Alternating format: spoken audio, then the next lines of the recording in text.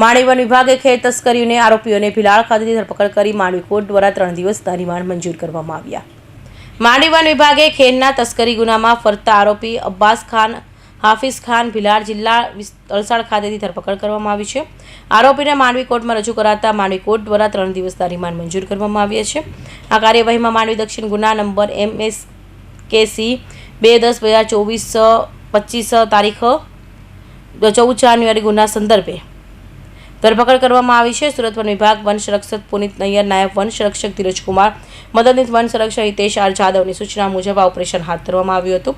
One વિભાગે ખાનગી બાતમીને આધારે સતત નાસ્તો ફરતો આરોપી અબ્બાસ ખાન હાફિઝ ખાન રહેવાસી ભીલાડ જિલ્લાના વલસાડ મૂળ ઉત્તર પ્રદેશનો હાલ ભીલાડ ખાતેના ઘરે હાજર છે। રેકી બાદ માહિતી મળી હતી કે પોતાની 4વ્હીલર ગાડીમાં બેસીને ઉત્તર પ્રદેશ ભાગી જવાની તૈયારીમાં છે।